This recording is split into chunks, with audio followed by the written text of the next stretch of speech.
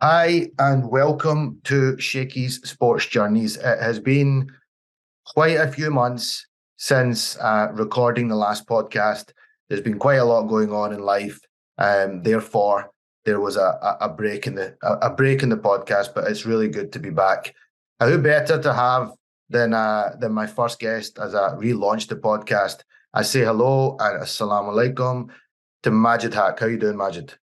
Alaikum salam, Qasim. I'm very well, thanks. Yourself? Alhamdulillah, all good. How is the blessed month of Ramadan treating you so far? We're on what? We're going into day 12 now? Around about 10, 11 now. Yeah. Yeah, it's going well. Obviously, the lack of water is pretty tough, but I'm quite lucky. I'm not a regular eater, so like when I eat quite a bit.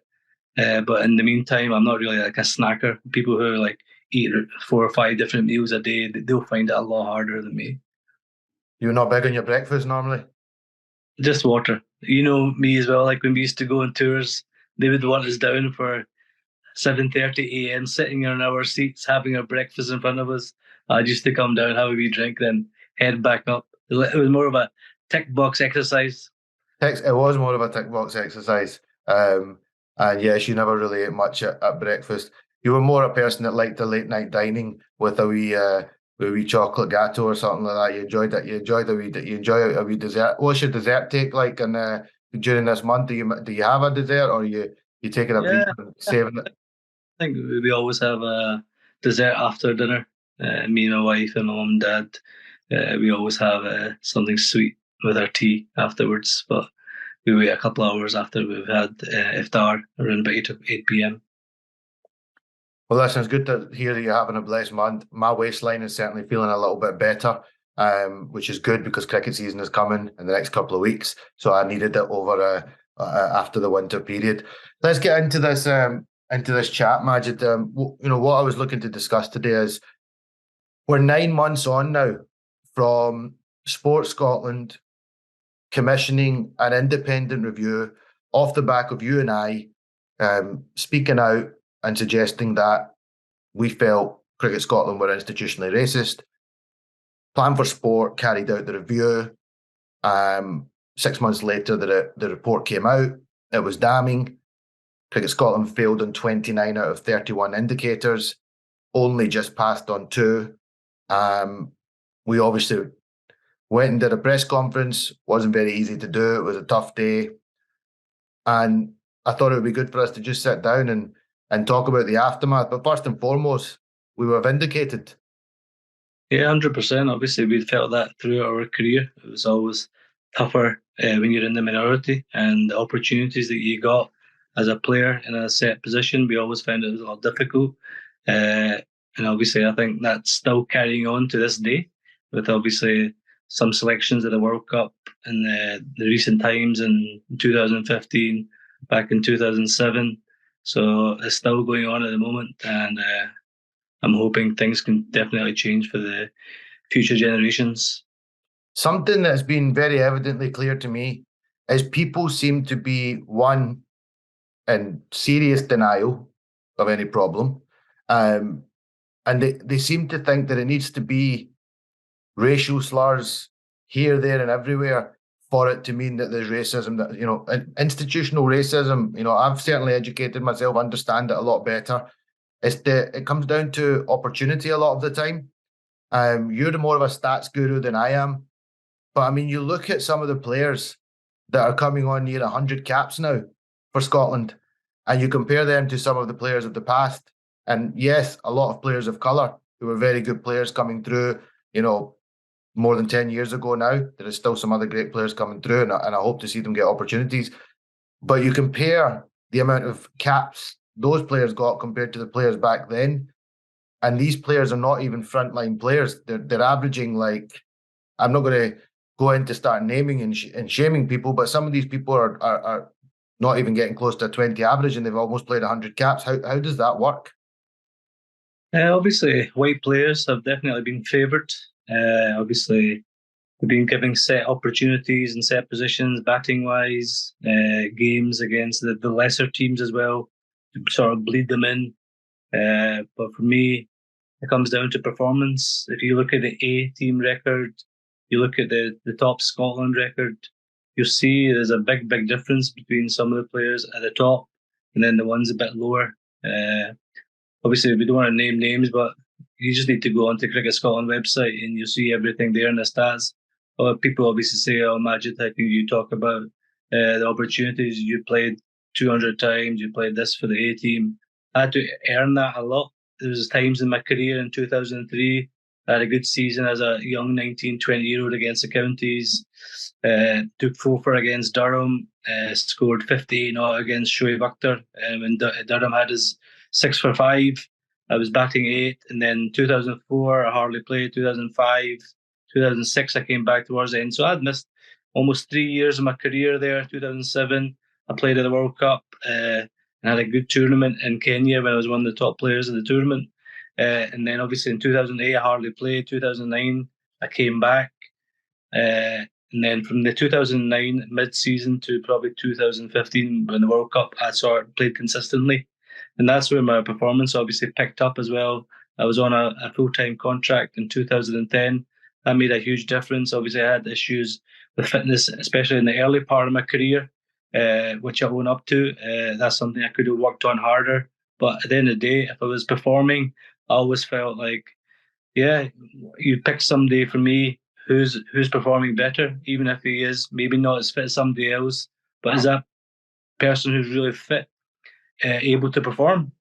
So I would rather go for the person who's maybe not as fit, but he's performing a lot higher standard than somebody who's not as fit, who's fitter, but not performing at a high standard. You say that, you talk about fitness. Interesting, yeah. I played with you throughout my career, junior level, all the way through. You could bowl all day. You literally could bowl all day. No problem at all. I captained you at A-team level and I could hand you the ball and you could give me 25, 30 overs, no problem. Doesn't matter. How many overs did you bowl and was it Sharjah? Yeah, in Sharjah in 2012, I think it was about almost 50 overs, and a lot of them were on the trot. I think it was like 45 overs on the trot, and obviously a warm temperature in Sharjah on a flat batting track. There was not much help for spinners there. It was just going on. It was just like a nice skiddy pitch, just good to hit through the line. So yeah, it was bowling. Fit. It was, yeah, there's like obviously gym fit, and then there's cricket fit. And I always thought I was pretty cricket fit. Well, I mean, if you can bowl 40 plus overs in blazing heat like that, I think the cricket fitness was certainly there. But it's interesting. I mean, you look at some of the ex-Scotland captains, some guys that have got must be near 100 plus caps. People just need to go and do their research and look at these players. They were far from the fittest cricketers going around. So it seemed like, but you were certainly always kind of targeted for that. Your younger cousin, Omar Hussain, was also targeted for that. It always just seemed like it was used as an excuse. But, if I was going on a cricket field and I wanted somebody to bowl for the team and the life was dependent on it, you would be right up there. I mean, I'm not going to touch much on my situation, but I know people are out there, they post about my ODI average. They say, he was rubbish ODI player. He couldn't do this, he couldn't do that. I never played an ODI back to back. I never got to play against any of the lesser teams. 9 of them, I think, my ODIs that I played, one was against New Zealand, one was against Australia, one was against Ireland. They were all against the better teams. But I never played a back-to-back ODI. I was always in, then out, in, then out. It's interesting to now watch on and see how some of the players that play 15, 20, 30 games and are not performing, but they still get played over and over again. But that's by the by. That's why we've spoken out. That's what we're fighting for. We want to see other players get opportunities. Some great players. There's a player that comes to mind just now that you spoke quite highly of, and you'd really pushed to get an opportunity, and he never got a look in. And he's been scoring near 1,000 runs in league cricket for years now, and that's Mohammed Aves. I mean, I think his time is probably gone, but he was a player that should have been selected, should have been given an opportunity. He never.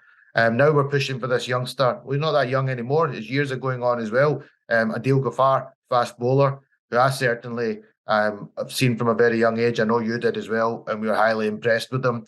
But we played with other great cricketers as well, the likes of Zishan Bashir.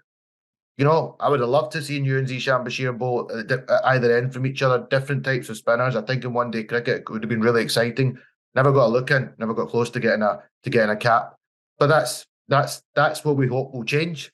And that's why we've spoken out. And maybe by having this conversation, I hope some people who are in denial about what institutional racism looks like, maybe we'll have a little bit more of an understanding. Go and do your research and go and look into these things. I'm sure you'll find some answers there.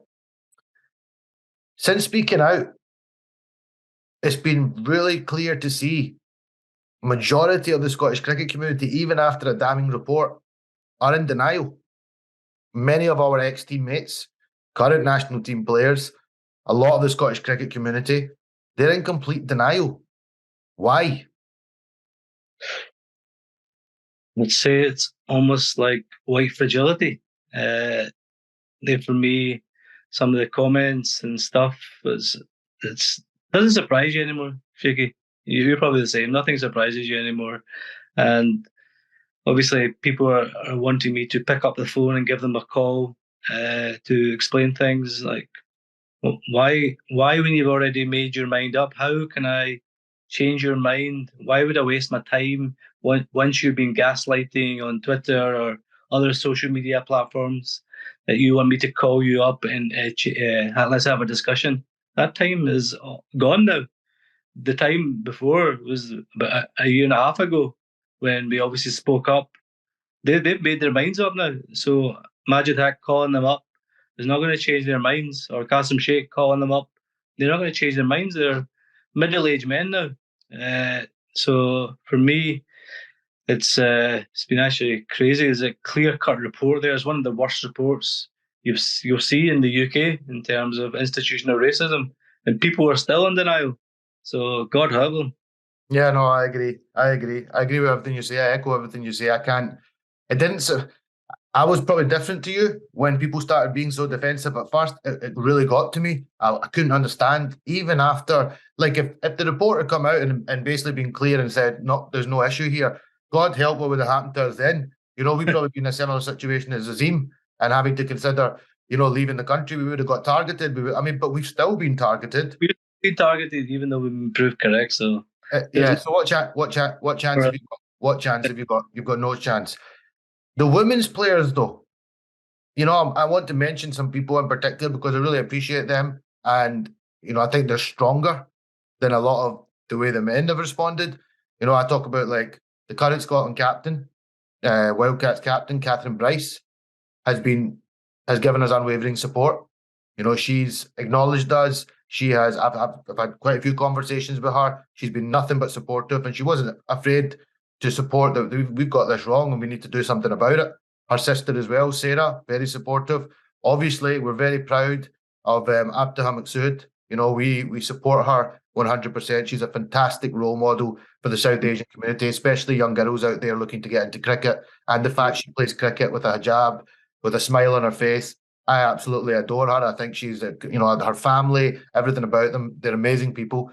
But she was not scared to come out and support, and quite a lot of the other women's players as well. And at first, I couldn't really understand how this was the case, but I'm starting to think maybe it's because they understand what it's like to be kind of discriminated against, treated differently, and not have the same opportunities as the men counterparts. The fact that we're in 2023 and the Scottish women's game has only just been professionalised, does that not tell you everything you need to know? Yeah, 100%. Obviously, the men's team got professionalised in 2008, 2009, and we've just got the women's almost professionalised now. So, yeah, it was really pleasing to hear a lot of the girls giving us support. But Abtaha, you touched on, she's an amazing role model. She's a superstar, really. And I really hope she goes on to do well, and a lot of the other girls as well. So I thank you for the support that they gave us back then, and hopefully this support is still ongoing because we need to carry that on. Because racism just doesn't die away. We need to keep on top of it. So the men's team are very disappointing. I'm not sure. Maybe they had a weak leader at that time who wasn't really up for it himself, as we know. So for me, I really appreciated the support we got from the girls team. Yeah, likewise. really humbled by it, and it was quite refreshing in a time when we had very little support, even though the report was so clear. What more can we say about it? Being trolled, being abused, targeted on social media. I went through probably 3 to 6 months of it that was really bad. It really, really, really affected me. I've never experienced anything like that. Some of the trolls, have just been relentless, even after blocking. Some of the things that they've said, I've had stuff said about my personal life, my children, my relationships, even in recent times, threats of violence being posted, police investigations ongoing. It's insane. It's mad. There's more and more trolls coming out. Shout out to the trolls. You only motivate us more. So thank you very much. We appreciate you. I find it quite sad that people have to hide behind fake accounts to abuse on a daily basis all day long. I think we've got better things to be doing than that with our time. But I'm being honest, it did affect me. I'm probably in a place now where I've learned to live with it, learned to deal with it. How has it been for you? Obviously, when you speak out, Shaky, it's going to be quite tough. Not everyone can do it, as we've seen. And obviously, the trolls at the start, yeah, you see it, but then you just block it. I think that's the best thing you can do to trolls, especially the ones who are hiding behind fake accounts. And there's some people who got several fake accounts. So quite a lot of people out there with several fake accounts. If you got something to say, just say it from your own account. If not, then just learn to be quiet. And if you do see me during the season when I'm umpiring, come up to me and say what you wanted to say online rather than hiding behind a keyboard. Yeah, likewise. I mean, we're not going to be hard to find this season. So if anyone wants to approach us and wants to say some of the things that they've said on social media, then feel free, because we're not certainly shying away from stuff that we've said. We stand by everything we've said. We said it for a reason. It was proven, and we did it for a reason. Not Majid, what you 40 now? Mashallah, I'm 38. The years are ticking by. We aren't going to come back onto a Scottish cricket field anytime soon. We haven't had any financial gain out of this. There's been nothing really to gain from it. We're only trying to help future generations not suffer the same thing that we've suffered in our careers. And I guess that's just the price you have to take when taking this kind of stance. So yeah, we're thick-skinned to all that stuff now. We're not really affected by it. The report as well, some people think we're saying all the white people in Scottish cricket are racist or institutionally racist in the clubs and everything. There's some people out there who are brilliant who have reached out and spoken to us and listened to us and engaged with us, which has been brilliant. So some people have just taken it to heart and really think, oh my God, they're saying we're racist. We haven't said that at all. We said as a community, there is institutional racism in Scottish cricket, and that's been proven. So, please stop taking it to heart that we're calling everyone racist. Exactly. Absolutely not. And we've got a lot of love for so many people around Scottish cricket. We're passionate about Scottish cricket. We dedicated our lives from 11, 12 years old. Our parents, our families drove us all round to play for our country. My mum flew to New Zealand to watch me play in the Under-19 World Cup. We are passionate about Scottish cricket, hence why we comment on Scottish cricket from time to time and give our opinions on games and things. We support them when they do well, but sometimes if we're critical, it's just the nature of cricket. You've always said this, that Scottish cricket doesn't have as much media attention. The excuse always tends to be, oh, we're doing it on low budgets. But come on, if that's going to be continued to be the mindset, then how is Scottish cricket going to be moving forward? We surely now should be, look where Irish cricket is now. You remember in our time playing Irish cricket and Scottish cricket was probably stronger than Irish cricket, but now they've gone way ahead. Even Afghanistan have gone way ahead. And I'd like to see Scottish cricket back up there. I think they've got the team and the players to be able to do that, but you need to be accountable. Yeah, I think obviously the Irish team, they've got their success now from the team they had before. So, like the team now, for me, I think the Scotland team, as we've seen in the T20 World Cup, 9 times out of 10, Scotland would have won that. There's no way Ireland should have scored 120 runs in 9 overs to win that game. So, for me, at this moment in time, the Scotland team, if they have everyone available, are a better team than the Irish team. It'd But be interesting if they had like a five game series, like a couple of T20s and a 3 ODIs. It would be interesting to see. I would certainly back them to get off the definitely, line. for me, the Scotland team's got some quality players. It's just it comes at that crucial time against Ireland, especially. We just don't win that crunch defining moment to get see us over the line. So that's something that the new coach will hopefully toughen the team up for this big tournament that's coming up in June, July in Zimbabwe. Absolutely. We will go on to talk about that a little bit more. Something just before we go into talking about a couple of other subjects is people seem to think that it's all me and you that have taken Scottish cricket down. We were the ones that publicly chose to spoke out, publicly put ourselves out there because we believed in it. Two guys can't, based on their experience, have a full institution found to be institutionally racist, yet everybody thinks we've ruined Scott. Well, the ones that are in denial think we've ruined Scottish cricket. I can't get my head around that. There's hundreds of people that spoke to the review. Like, they did anonymously, and we opened that door for them to be able to do that anonymously. We didn't want, I wouldn't want anybody else to go through what you and I and Azim Rafiq have had to go through. But why do people like? I think does it just suit their narrative that they can just target us? I can't get my head around it. I think obviously we've probably the two most high profile who have spoken up about it. So obviously the attention is going to be on us, and we're going to be targeted. And obviously we're probably the most vocal as well on social media. So we're quite an easy target, but that's fine. But obviously there was over about 1,000 engagements in the investigation, over 1,000. So it's not just Majid and Qasim. There's hundreds of other people who have faced similar difficulties like us, and then and then it's up to them to make up their own mind. If it's just me and you, Qasim. Yeah, I guess so. I guess we just need to learn to live with that. It just seems to be the case. A couple of Yeah. other things just before we go into talking about some things that happened beyond the review and some developments that happened. People that supported us really closely. Two people spring to mind when I think about that. One is obviously Amar Anwar. You know, he seems to really ruffle up the Scottish cricket community with with what he says. I mean, it seems the truth really hurts.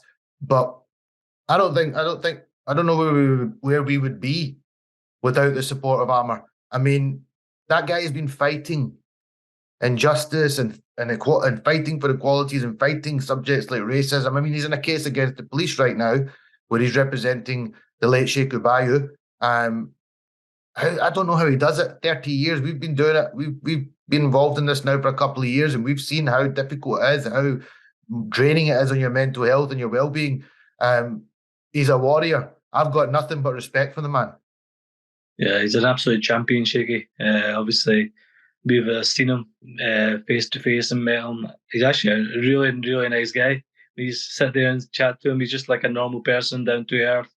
But obviously, he's got a burning passion about fighting for this. So if he hears this, we thank you very much for your help. I've obviously dealt with him since 2015, so it's been 8 years, and he's by my side. Even if I just give him a call, he'll give me any help. Obviously, he's got so much going on. This guy's like, obviously, as you said, he's trying to show the institutional racism in the police with the death of Sheikh Ubayo. So he's got so much on his plate. He's got his family, he's got his kids, he's got his own business. So I'm not sure how he balances at the time. And obviously, he didn't take a penny from him as well, which just shows you the guy is an absolute giant. Yeah, no, it's interesting you touch on that. I think people must assume that he's like this cold heart, like some people that want to think that thing is like some cold-hearted individual, and he's he just shouts, but you have to shout. The subjects that he fights for, you aren't getting change unless you raise your voice and you have strength in what you're saying. He He's a lovely guy. Oh, for anybody out there, maybe you should try and have a conversation with him. If you ever bump into him, he's actually a really friendly guy. He's a smiley guy. He's lovely to talk to. And yes, I say thank you as well to Amar. We've had our moments with him. We've bumped heads a couple of times along the way. He keeps us in check sometimes, but I guess we need that as well. He knows what he's talking about. But when we've had days where we've felt really frustrated and we've wanted to, speak our mind, he's just kept us right and kept us sane. So thank you very much. Another guy that I want to mention, and poor guy gets a lot of flack as well. He really has taken a lot of flack, and I feel for him. And that's Paul Reddish. Paul is one of the most biggest hearted guys I've ever met in my life. If somebody was prepared to pick up the phone to him and just say to him, I want to understand this, I want to learn, I want to be part of the change, that guy would work with him. He would go above and beyond to help that person understand it and bring people together. And that's all he's been trying to do in all of this. Me and him connected very early in this because my stance at the start as well, as was yours, was I want this to change, but I don't want it to become this war that it's turned into. I would like to bring people together. I want to be part of that change. So I want to say thank you and be appreciative to what he does, because he also has a young family. He also has a very, very busy, stressful job, and he has only done this out of passion to help drive the change. He's also massive on the women's game. I know he's done a lot of work behind the scenes to fight for the women's game in Scottish cricket. I see what he does on a day-to-day basis, and the charity that he's a chief exec of. He literally wants to educate people on discrimination and not just on racism, on every subject, misogyny, sexism, so many other subjects that he talks about, and he educates. I mean, I am on a training call every other day at work when I'm taught about new things and how to understand it. Just went through some neurodiversity training and understanding people that are neurodiverse, people with autism. These are the kind of things that he gives education on, and I think these are the kind of things that Cricket Scotland should be doing as well, to make sure that everybody feels inclusive and we all understand each other's differences. So shout out to Paul and thank you for everything you do. I know it's taken, it's been a lot of stress on you as well. And yeah, thank you very much. Thanks very much as well, Paul, for your help over the last year and a half. You've been brilliant, and you've been supporting Kasim and me, and plus probably 10s and 20, 30 people as well. You've been there for everyone, I think, who's been part of this investigation. And I hope you're enjoying your holiday in Tenerife for the family. He deserves it. He deserves it, man. The guy deserves a holiday. Although I don't know if he's been able to switch off completely, but I hope he's enjoying it. His family deserve his time. So then developments taking place beyond it. There was a new CEO appointed, Gordon Arthur. We had a bit of a bumpy start with him. Found him the way he came across on the day of the review coming out. We found him, we were a bit upset by his approach. We did meet with him though. A couple of weeks after that, he came to Amar's office in Glasgow and we sat down and we chatted. He also invited us to go along to the New Zealand game, where he gave us hospitality, where I know we get a lot of flack for that. It's the first time in I've been invited to anything of Cricket Scotland. I've never been invited to a dinner. I've never been invited to anything at all, an awards night, nothing. So it was quite nice to be invited to go along. We never really chose to mix with too many people that day. It was it was awkward and uncomfortable. But Gordon did host us that day and did make us feel comfortable. And he has now, come April, which we're in now, he's resigned from his role. What do you feel about that? Obviously, it's hard to know what actually happened there. Obviously, there's been personal reasons why he's resigning, so I hope things are well for him at home. And obviously, I've spoken to him a few times on the phone, and he's always listened to you. He's not rushed you or anything. So obviously, we've had some uncomfortable moments as well in terms of the start.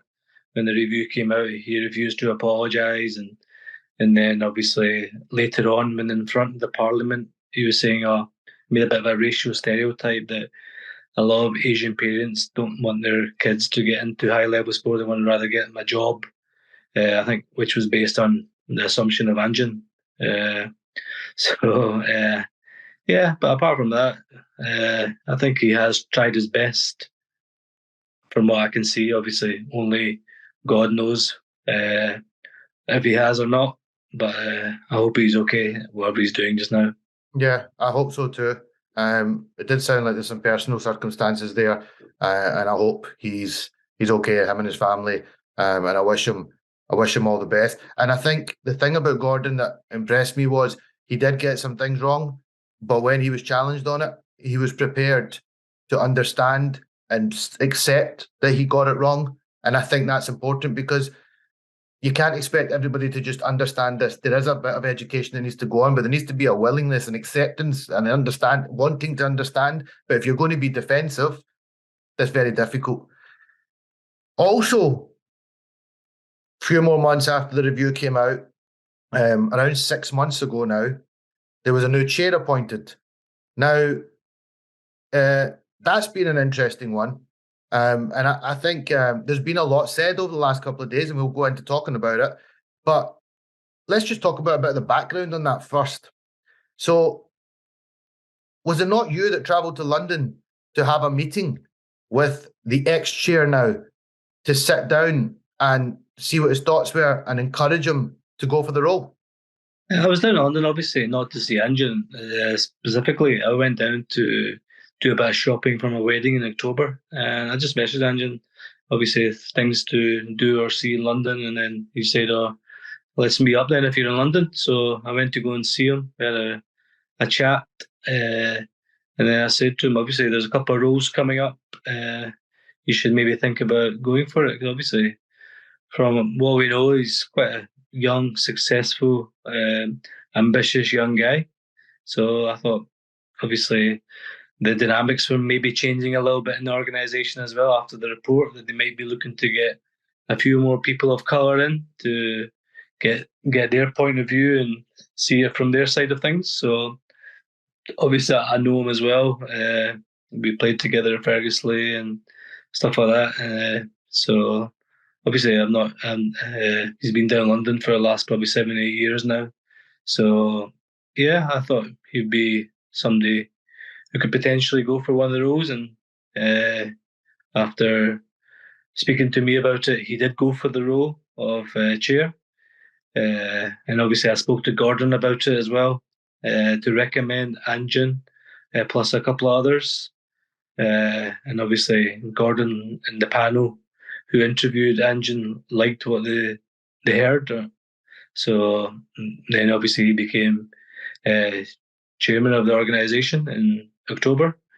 So obviously when he started, they had obviously the media, and he obviously owned up to things. He felt really sorry for us and the victims, and he wanted to make a big change, and he wanted to solve problems. Yeah, he wanted to solve problems. He wanted to be a problem solver. That was a line that stood out to me. He wanted to solve them, but unfortunately, 6 months later, he's left us. A bit of a sinking ship, to be honest. No CEO, no chair position filled. He's potentially taking the easy way out. Yeah, I mean, just on that, just to give a bit of background as well, because there's been comments made in the last couple of days. There's been statements put out. I mean, I've been certainly named in some of the statements. So I wanted to just kind of, go into that a little bit. So yes, we did congratulate him. Absolutely, congratulated him. We also said the proof will be in the pudding, but no reason why we didn't have not to congratulate him when he got announced. He messaged me on the morning before he went into his media scrum. I hadn't spoken to Anjan for years. I don't know him the same way you do. I just know of him. Maybe played a couple of games here and there against him. And he sent a very positive message saying, it's shocking what's happened. This report is, damning. Sorry for what you've gone through. I want to be part of the change. I'm here to want to sort this out. Let's sit down. Let's have meetings. I want to engage with not just you, but the wider cricketing community as well. And I thought, sounds refreshing. Sounds refreshing. His media scrum was very, he was He wasn't holding back the punches. He was, he was, you know, he was up front and central. And I thought, you know what, maybe he is the type of guy that is needed. And then what happened beyond there? I spoke with him once. I had a Zoom meeting with him. It was due to start at whatever time. He was about 9 minutes late, which I found very unprofessional. He logged on. He started the call by saying to me that I have 16 minutes of his time, and then he has to go. He spoke at me. He never actually tried to have any discussion or understand anything, or even tried to get an idea of the experience or of what I felt or what I could see areas that I could maybe advise that he needs to look at. I never even got the chance to share anything like that with him. And I came off of that call just feeling really kind of just disheartened by it and just thinking, doesn't seem like he really wants to take these subjects seriously.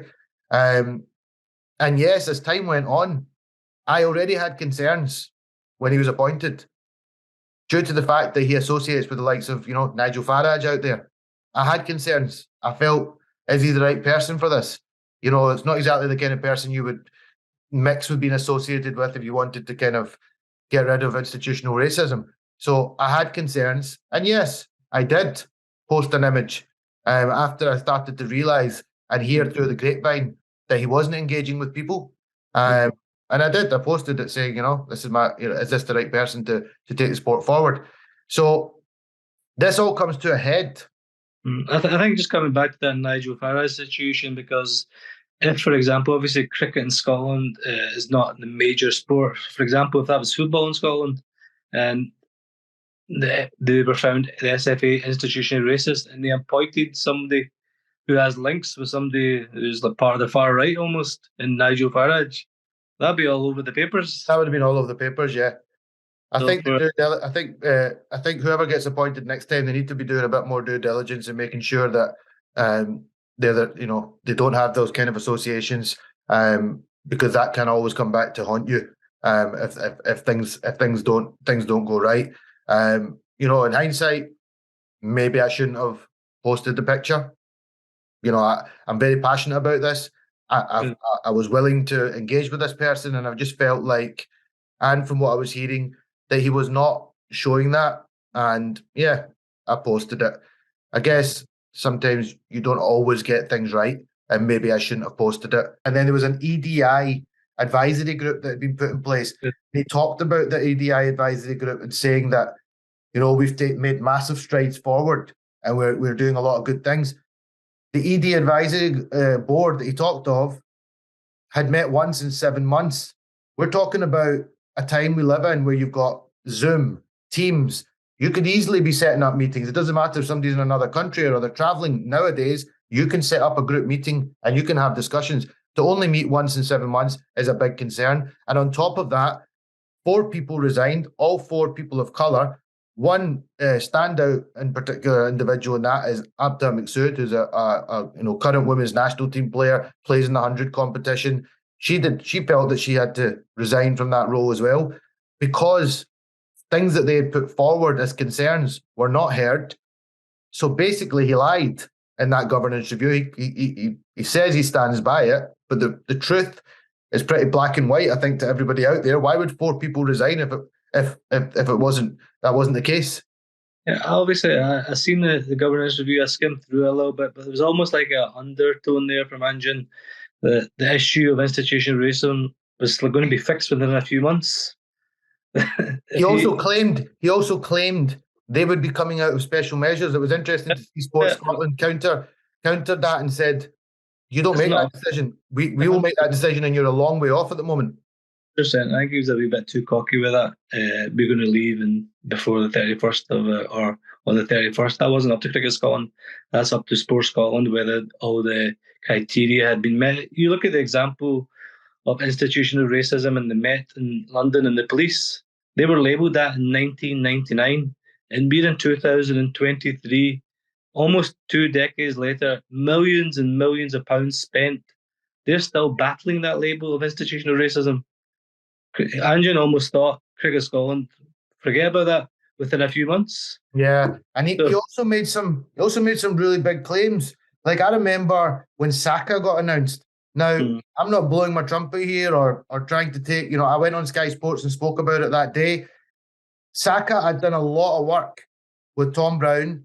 I'd brought the relationship and opened the relationship between him and Toby Bailey at Cricket Scotland. I've been involved in that group and pushing. You know this. We've talked a lot about it. It was something I was passionate about. I tried to talk to him about it on that call because we were in the position of trying to discuss it at that point.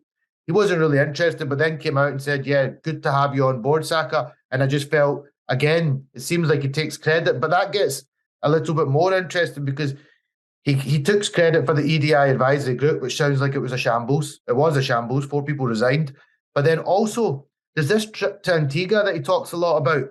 I seen on a podcast, the Caribbean podcast, I think it is, the rumor has it, I'm not saying it's black and white, or it's 100% factual, but I mean, it seems like it's the case that it was actually George Munsey who made that relationship happen. He's obviously been going over there and playing in their Coolan, whatever it's called. Sorry, I don't know the exact name, but he's been going over there. He's been successful in that tournament. He's obviously built some relationships, and then he's brought it to the table as an opportunity.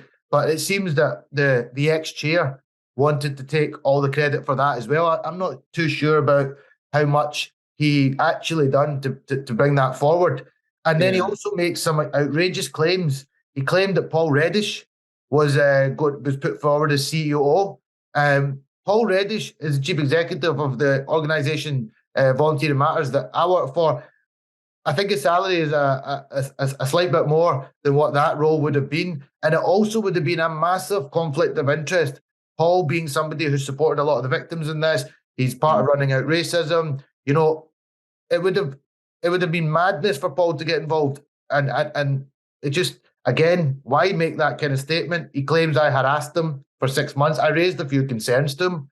I've got the messages. There was a couple of messages back and forth. I was pretty strong in raising some concerns to him. Other than that, I had no dialogue with this guy. So for him to say that I harassed him along with Amar for 6 months is a bit strange. Yeah. But it's also interesting.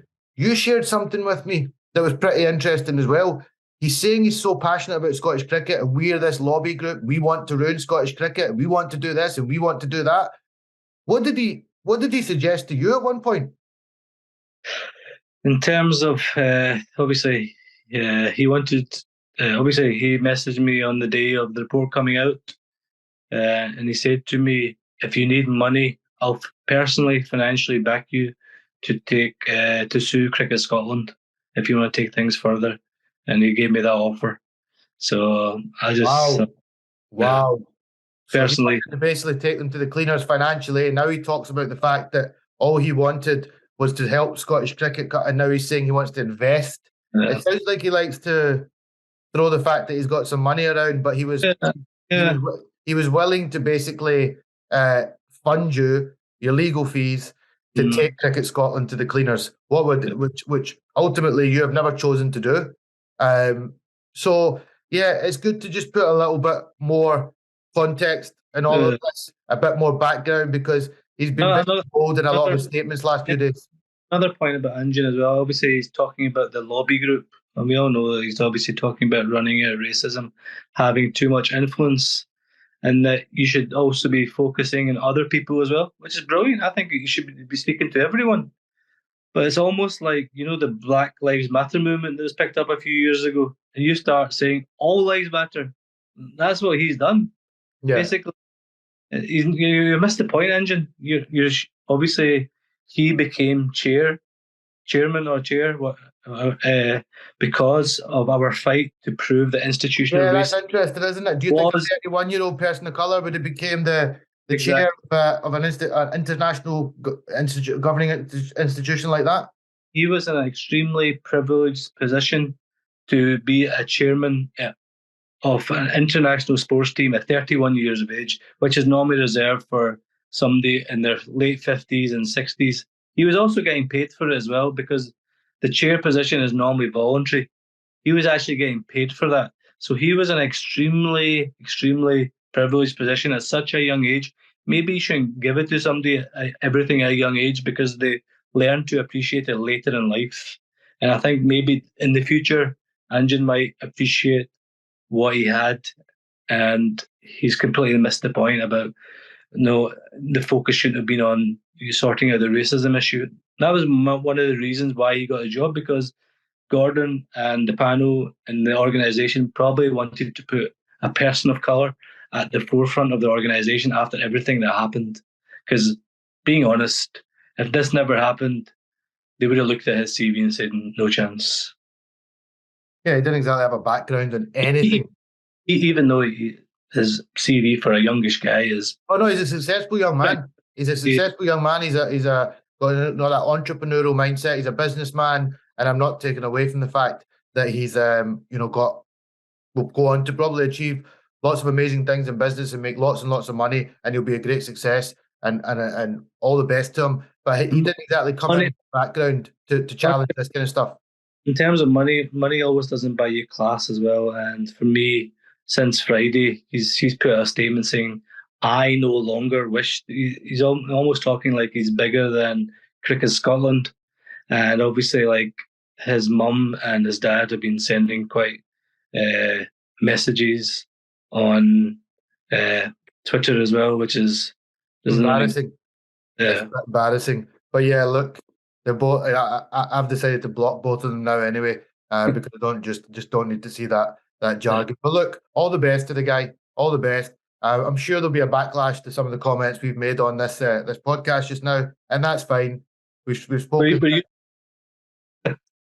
Yeah, we're used to that. That's nothing new to us. So yeah, but as Amar said, when it comes to Cricket Scotland, I think he's yesterday's news. So good luck to him, whatever else he does in his life. I'm sure we haven't heard the last of him. I'm sure there'll be a bit more spitting of the dummy over the coming days and weeks. But yeah, it's all good. Another thing I wanted to touch on that's got us targeted quite a bit in recent times, and it's really woke up the Scottish cricket community again. I mean, they've come out in full support. They're voicing it everywhere. And I do feel I have a lump in my throat when I talk about it. I did, some of the things I've read. We are not bad human beings. Certain individuals have been named in this review. We've never spoken about them. We've never spoken about any of this. And what people might find is maybe it's not. They seem to think it's us that are out getting all these individuals. Let's see what will come out in the Scottish case. But John Blaine has come out and done 2 articles in the last space of a couple of weeks. It was tough to read. It was tough to read. I would have liked, it was tough to read what happened to you in the 2015 World Cup. It was tough to listen to you when you were sat to the right of me in that press conference and you talked about the fact that you were suicidal at times. I've been there as well in my life. It's not nice. And people are still coming at us, going at Azim Rafiq and targeting us. Like, I can't, it's not our fault that's happened, but he's chosen to come out and do these articles, and I'm really sorry to hear of his struggles. But shouldn't it be a time now to, i.e. Michael Vaughan? I don't know if you've seen Michael Vaughan's statement.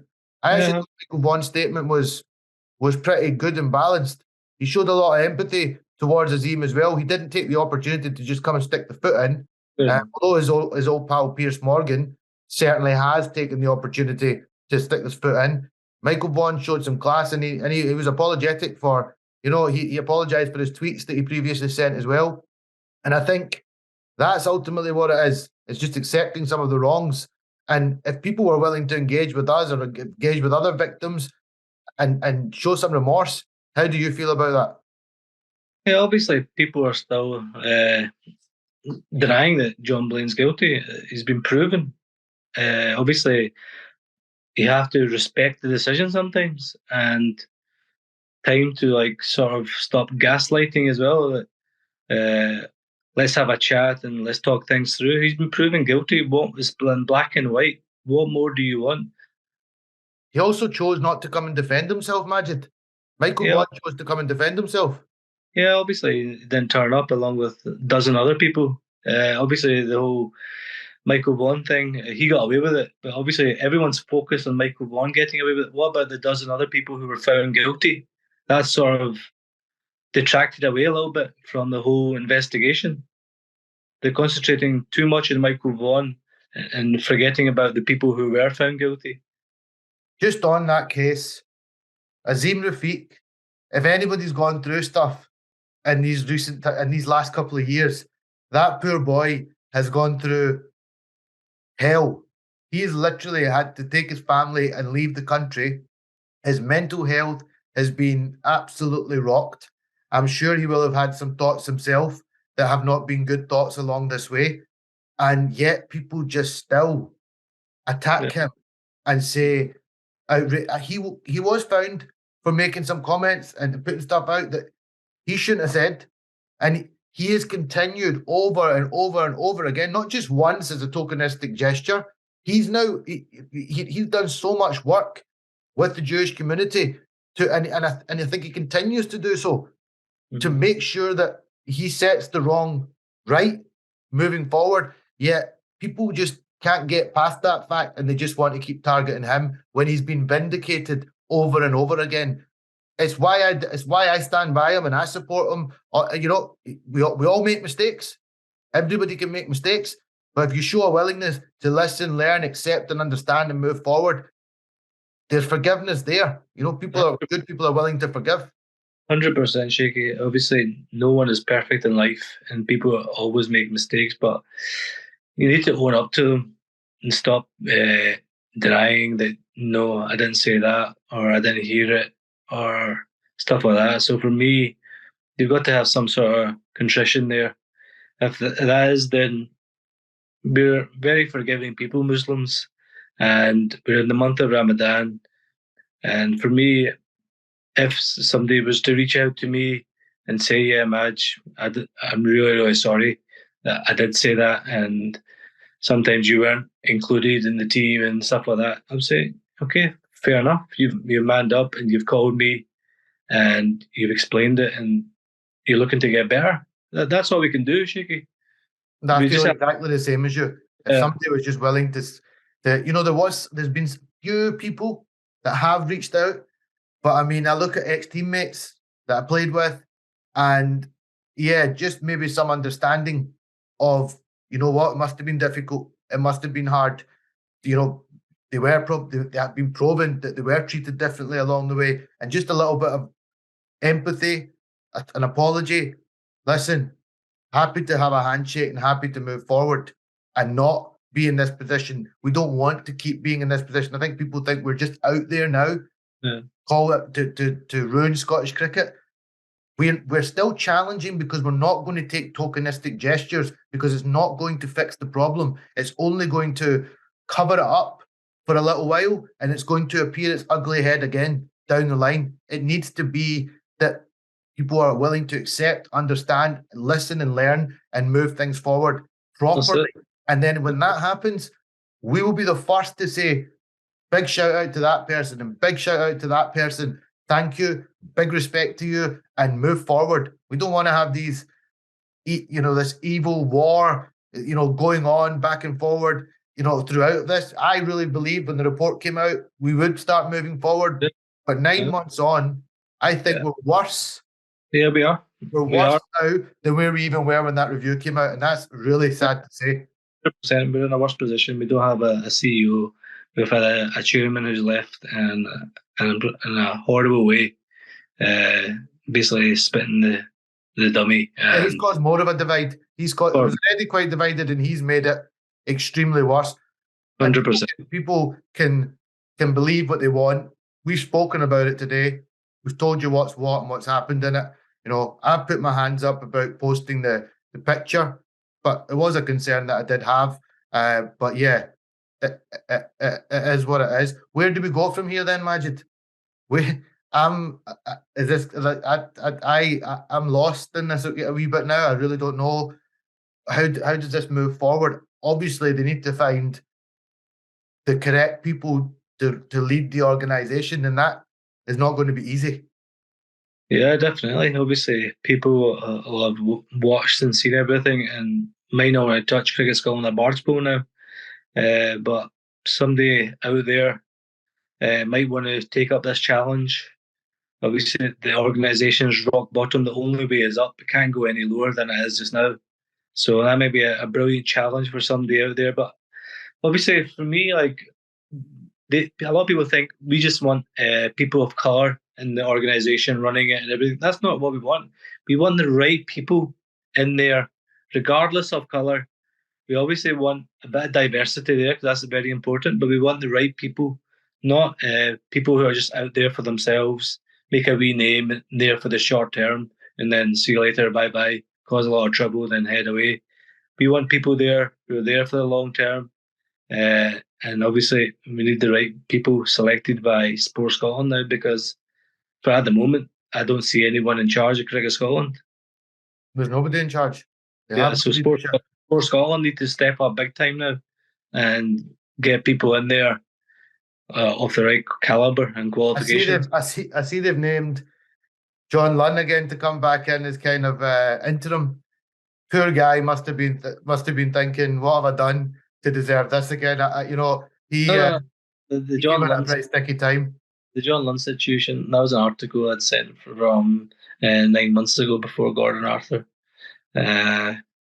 So I think obviously Sport Scotland will now need to select somebody else. Maybe it might be John Lunn again.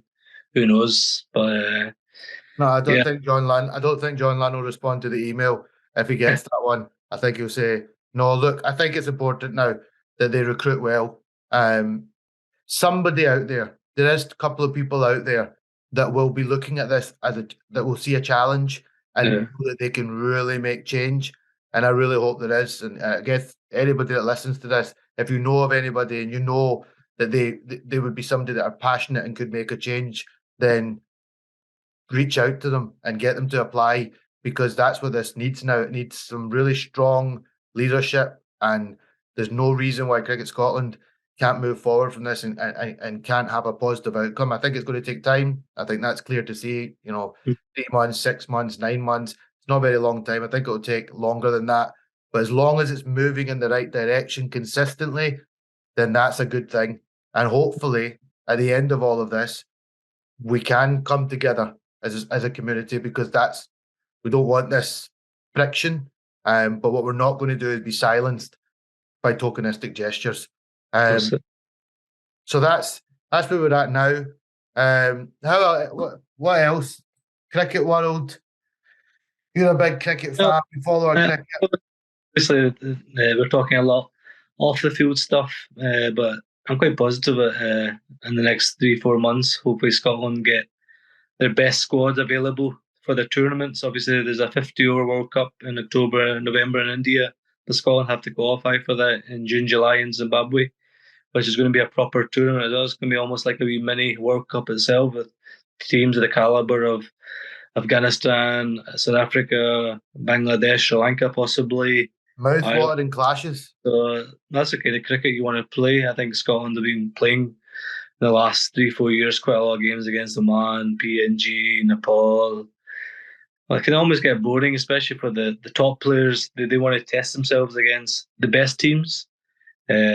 So for me, I think this tournament in Zimbabwe will be a great opportunity. It's obviously a shame. A couple of our senior players have retired in the last 6 to 9 months, in Kyle and Callum. So obviously, what did you make of that? What did you make of those retirements?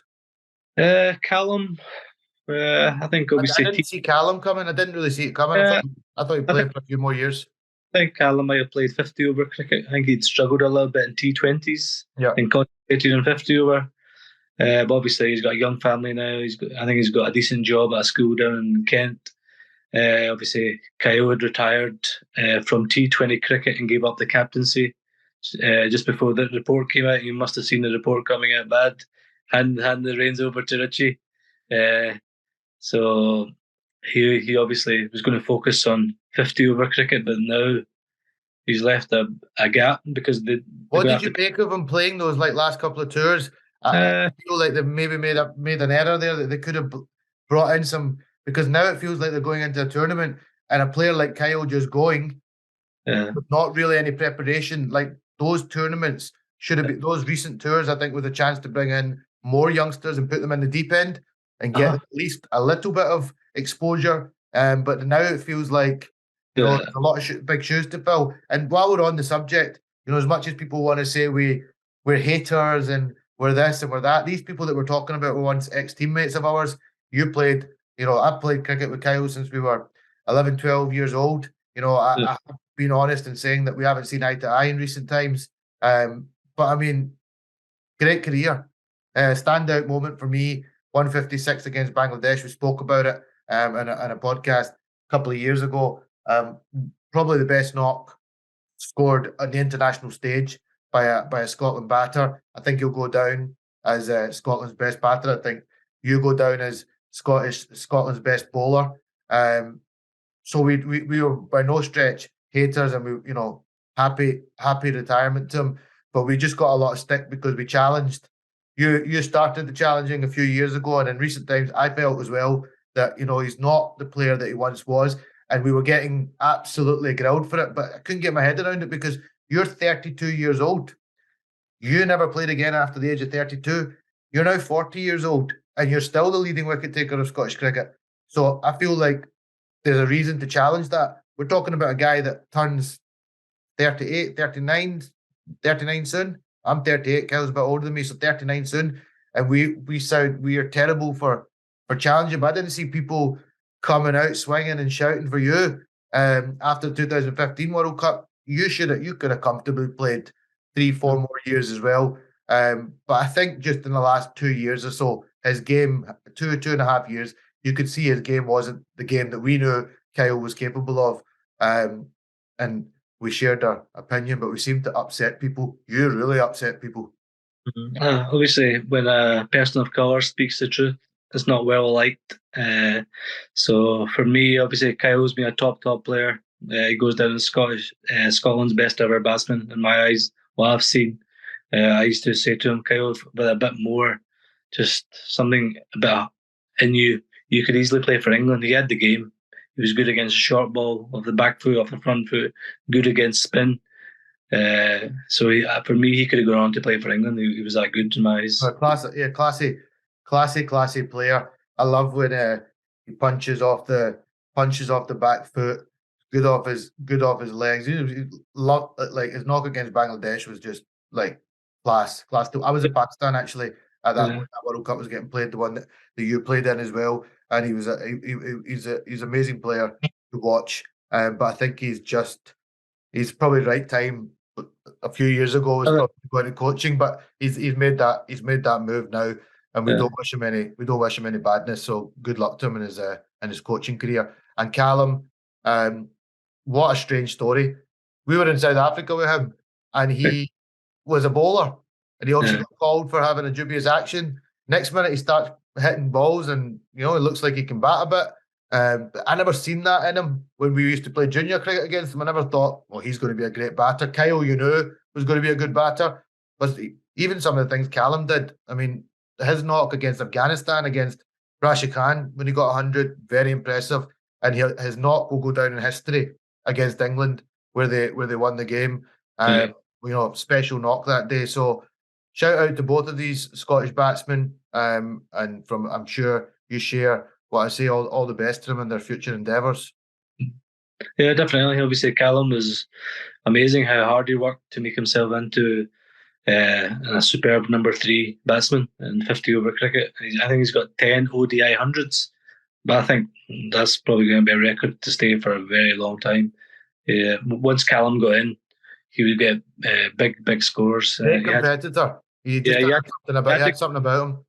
You had to get him out early. If you got past 20, then you're in for a long day in the field, that's for sure. And he was a brilliant player against spin. Just who are the players now then? Who, just before we finish up, this massive tournament coming up, obviously they've gone to Antigua just now to do some preparation. Good luck to the squad out there. I hope they do some really good prep. But the captain, a lot left on his shoulders. He hasn't really seemed to be able to adjust into the captaincy and continue being a run scorer. He seems to be struggling in that position. Hope he can turn that around. There's no doubt Richie's a good player, but he's got a lot on his shoulders now with Callum and Kyle both gone now. He's kind of the main senior player now. Yeah, it's obviously not been an easy situation for Richie as captain coming in after this report came out when Kyle retired from captaincy. So he's had a lot on his plate off the field. And obviously, I've played with Richie a lot. Maybe the extra burden of captaincy is hindering his performance as a batter. Obviously, he's not scored runs for like 20 innings now. For me, a player of that quality, that's far too long. And I don't know whether he's coming towards the end now, Richie. Maybe the last couple of years, maybe he should just give the captain to somebody else, like somebody like a Mark Watt or even like a Sufyan Sharif, and then just enjoy the last 2 years of his career and go and start getting runs on a consistent basis, because they definitely need his performances to pick up in the next 3-4 months. And batting wise, I really like the look of Michael Jones from Durham. But again, I don't know if he's going to be available for that tournament in Zimbabwe, because he looked class. He looked class in that World Cup. Going to be right in the middle of the county season. So it's almost like that situation Kyle had when he was at Durham. They didn't want to release Kyle for Scotland games. It had to be really special games for him to get released. And even then, that's his bread and butter cricket. That's where his contract is, Michael Jones at Durham. So for me, we really need to try hard to get him available for Zimbabwe. The same situation is going to be like with Brad Wheel and Josh Davey as well. So who are they going to? It's going to be an interesting discussion there. Are they going to put club before county before country, or country before club? So the ICC should really be stepping in and getting involved and say to the counties that they need to be available for this tournament. I hope so, because while Jones looked the part of that World Cup, properly looked the part, he's clearly matured into a serious batter. I think the last time I'd seen him, he played in that qualifying tournament where we were heartbroken we didn't make it, and he looked like he had something about him there. But this last World Cup, he looked like a standout player. George Munsey's obviously another player who's a big, important player for Scotland. He's going runs very consistently. He's been doing well. Yeah, and he's obviously somebody that can, on his day, can be probably the most destructive batter Scotland have got.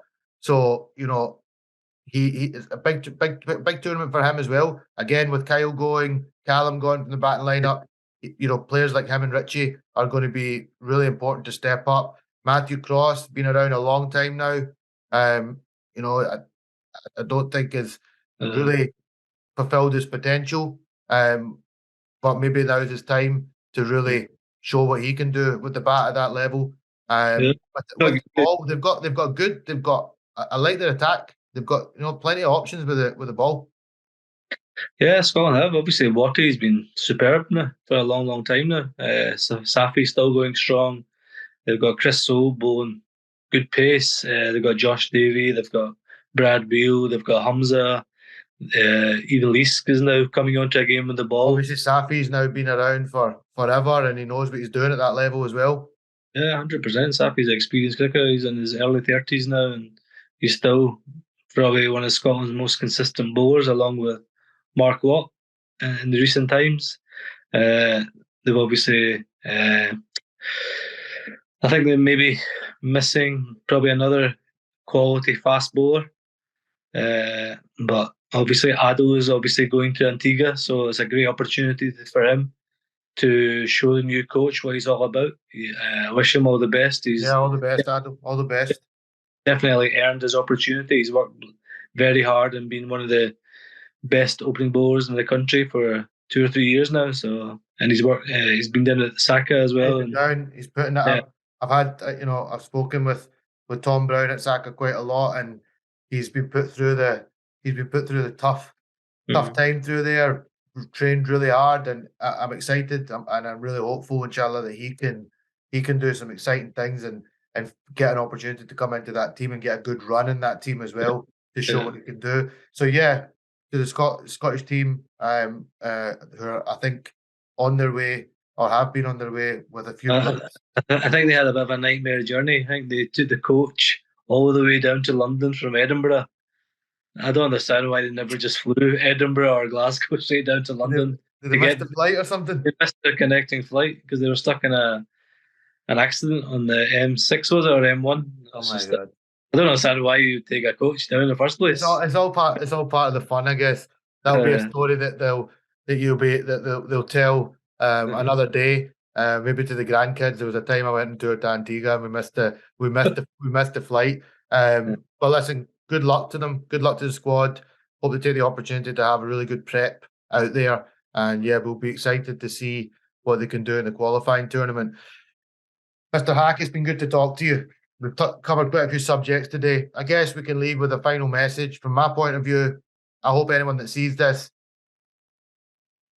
understands that, nobody's perfect. We aren't perfect. Maybe at times we've said some things that, in frustration, and we've been targeted a lot that maybe haven't always got everything right. So, to anybody that's been offended or upset by anything, I would like to apologise, but I would like people to understand a little bit of what it's been like, and hopefully people maybe have a slightly different opinion after watching this, that we are very passionate and we just want the best for Scottish cricket, but we just don't want tokenistic gestures. And I hope we can record something in another 12 months' time and we're having a much more positive conversation. That's certainly my feeling. But I'll leave you with the final thoughts, Mr. Hack. Yeah, I just think obviously the next 3-4 months is huge for Scottish cricket, on the field especially. They need to get things right off the field as well for that to infiltrate all the way down. I think obviously Anjan wanted to centralise everything, I think, which is a good idea rather than leaving it to the regions. And also just taking full control. I think that's what Cricket Scotland need to do, but they need to get the right people in charge, regardless of colour. Thanks for joining me, Majid. No problem.